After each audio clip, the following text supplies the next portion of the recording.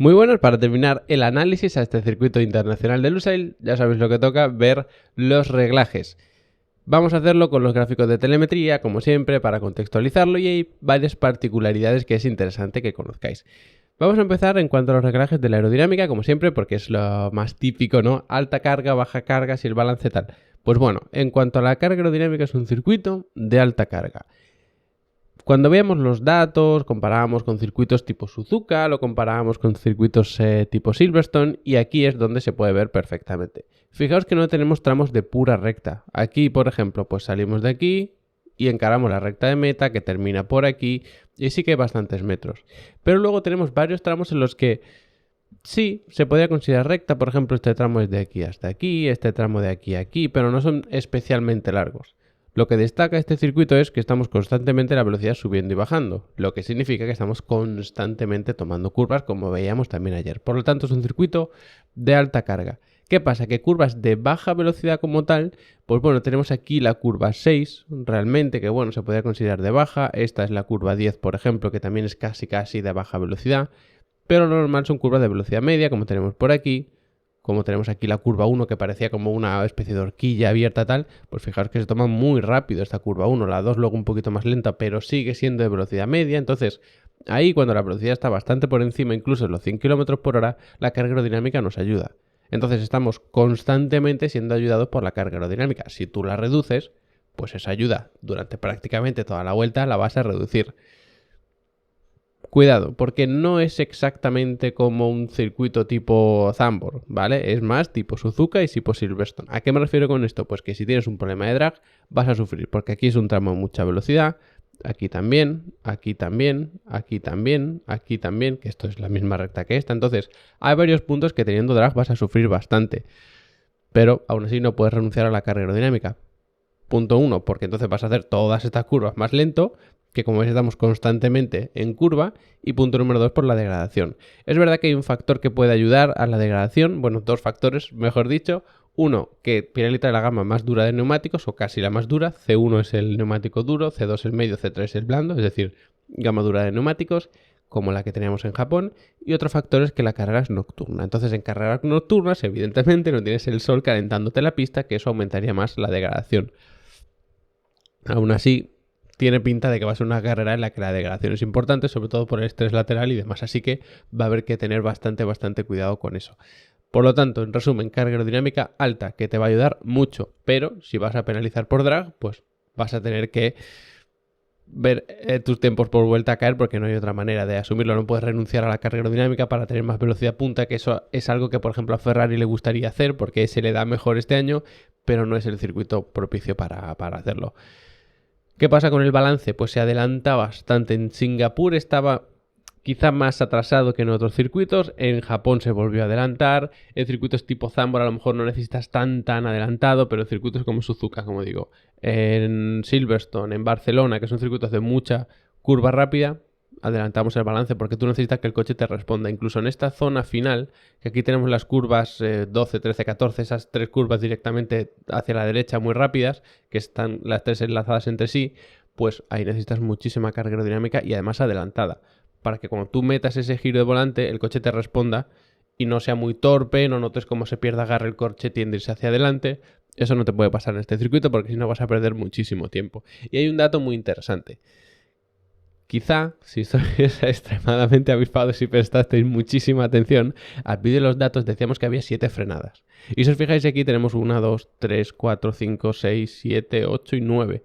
¿Cómo es eso posible? Pues porque depende de la situación de la pista, de los neumáticos, de la carga de combustible, por supuesto de los reglajes, que ya sabéis que cuando queremos comparar circuitos entre sí, como hacemos en estos vídeos, ponemos el mismo reglaje en todos los circuitos. Entonces no es que vayas a coger las curvas un poquito más lentos y tienes menos carga aerodinámica, tienes que frenar un par de metros más, tienes que levantar un poquito más el pie del acelerador, sino que hay curvas que a priori puedes hacer a fondo, que si no tienes la carga aerodinámica suficiente ya no la puedes hacer a fondo. O si tienes un mal reparto aerodinámico, tienes mucha carga atrás, el coche tiende a subvirar, es decir, irse largo, entonces ya tienes que reducir más la velocidad. Entonces pasas de hacer una curva a fondo a hacerla teniendo que levantar. Y hay algunas para las que hay que levantar sí o sí el pie del acelerador y tú las vas a tener que hacer a lo mejor frenando. Y esa diferencia ya es brutal. Es decir, tenemos muchas curvas que están en el límite de cómo se pueden trazar, si frenando, si no, si levantando, si no. Entonces, tener una carencia de carga aerodinámica va a penalizarte muchísimo en ese tipo de curvas. Así que, por eso, si la cosa se complica, deberíamos tener estas dos frenadas, curva 1 y 2, lógicamente, esta también, pero este pequeño piquito que vemos aquí, quizá no debería aparecer. Y este pequeño piquito que vemos aquí, que es el de la curva 15, la penúltima, pues tampoco debería aparecer, ¿vale? Por eso al final tendríamos las frenadas, que corresponden. Así que ya veis que la aerodinámica es fundamental en este circuito. Otro tema importante, ya que estamos hablando de los frenos, pues ahí, en los frenos. ¿Se necesita un balance excesivamente adelantado y demás? En absoluto. No tenemos frenadas fuertes. Cuando hay frenadas muy fuertes, que vas súper rápido y tienes que coger una curva tremendamente cerrada y demás, ahí sí se necesita un balance un poco más adelantado porque hace la frenada más eficiente, la puedes controlar más, pero es que esas frenadas no las tenemos aquí. Puedes pensar, bueno, por aquí veo una frenada bastante fuerte, aquí también, e incluso por aquí, pero no tiene nada que ver como frenadas. Por ejemplo, la última frenada de Japón, que era esa chicane así cerrada, esa frenada es mucho más fuerte que cualquiera de las que tenemos aquí. Entonces, es un circuito para que lo bueno es que no hace falta estar todo el rato cambiando el balance de freno para hacer la vuelta perfecta, sino que hay que tenerlo más bien atrasado constantemente. Porque para estas curvas, para las que hay que tocar un poco el freno y tirar el coche, el balance, como decimos siempre, tiene que estar atrasado. Porque un balance atrasado de freno hace que frene más de detrás, evidentemente. Nunca va a frenar más, no va a haber más potencia de freno detrás que delante. Pero si estamos, por ejemplo, en un 53, que un 47% de esa potencia va atrás, eso ya se considera balance atrasado, ¿vale? Pues ese atraso del balance de freno te ayuda a meter el coche en la curva, hace el coche sobrevirador. Entonces, si tú quieres dar un toquecito para meter el coche en la curva, tú lo que no quieres es que ese toquecito provoque que el coche se vaya largo, que es lo que haría un balance de freno adelantado. Porque claro, tú quieres un toquecito y meter el coche. Si ese toquecito provoca que el coche se vaya largo, vas a tener que pegar el toque, pero luego pronunciarlo un poquito más para seguir perdiendo velocidad, luego meterlo, en fin. Si pierdes velocidad puedes coger la curva, pero cambias el comportamiento dinámico del coche y lo haces subvirador. Entonces es un desastre. Por eso prácticamente en toda la vuelta, balance de freno atrasado. Y lo bueno es que como no tenemos frenadas fuertes, no hay sobrecalentamiento de los frenos, vamos muy poquito de tiempo de la vuelta frenando realmente y por lo tanto la refrigeración no es un problema. Podemos dedicar más aire, como decimos siempre, tanto a generar carga aerodinámica como a reducir el drag, que ambas cosas son muy importantes en este circuito de Qatar. Y luego, hablando de las suspensiones, ¿qué queremos nosotros siempre que tenemos mucha carga aerodinámica? Vamos a penalizar por el drag, o sea que esa eficiencia aerodinámica es muy importante y demás. Pues el coche lo más bajito y lo más rígido posible para que vaya siempre como sobre raíles, ni se balancee, ni cabecee demasiado incluso tampoco, porque eso puede dificultar algunas cosas. Entonces, la suspensión lo más baja, lo más rígida posible y demás. Pero aquí había un problema que habrá que ver si se ha solucionado este año y son los pianos. Es un circuito en el que tienes que aprovechar muchísimo, sobre todo pianos exteriores, como veíamos ayer. Los interiores, bueno, algunos se utilizan, otros no, unos más agresivos que otros, pero los exteriores, sobre todo los de salida de curva, son fundamentales. Los de empezar la curva, es decir, apurar un poco la entrada y abrirte también es importante en algunos puntos, pero bueno, eso es más evitable, te va a hacer perder tiempo, pero es más evitable de cierta manera. Los exteriores, el piano final en el que te subes ya porque estás acelerando saliendo de la curva, eso lo tienes que aprovechar sí o sí. Y si tienes unas suspensiones excesivamente rígidas que te hacen perder agarre ahí, uno, puedes tener un problema de fiabilidad. Punto número 2, puedes tener un problema de agarre que das gas y el coche patina porque no tiene la agarre suficiente. Y punto número 3, puedes perder el control del coche directamente, ¿vale?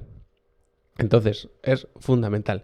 Se supone que este año han suavizado un poco los pianos. Bueno, se supone, ¿no? Lo han hecho. Lo que no sabemos es hasta qué punto eso va a suponer un problema o no. Porque, claro, luego tenemos circuitos como Spa, por ejemplo, que tenemos pues mucha curva rápida, además queremos el coche tan bajito y tal, pero tenemos cambios de pendiente muy importantes, esa zona de Orrus, Radillon y todo eso, son cambios de pendiente muy importantes, las suspensiones no tienen que absorber.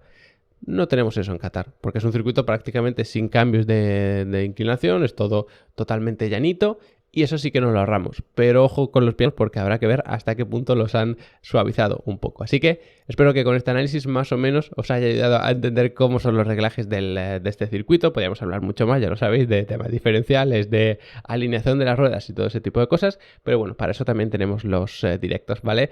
Ya sabéis que estamos haciendo directos varios días a la semana. No puedo dar un número exacto porque depende de la semana, pero siempre hacemos directos. Los vamos a hacer también analizando los circuitos antes de los grandes premios, hacemos análisis después de los grandes premios, o sea que os invito a que me sigáis por allí porque así podemos interactuar también un poquito más. Como siempre, gracias por haberos quedado hasta el final del vídeo. No olvidéis echar un vistazo a Level Up Academy si queréis aprender de verdad mucho más sobre automovilismo y rally virtual, que ya sabéis que por 15 euros al mes lo tenéis absolutamente todo, más de 40 cursos, sin permanencia, sin matrícula, sin nada de eso. No hay que comprar nada individualmente. Con 15 euros al mes, los meses que vosotros queráis, podéis ver todo lo que hay por allí. Así que nada, nos vemos después del Gran Premio de Qatar haciendo un buen análisis.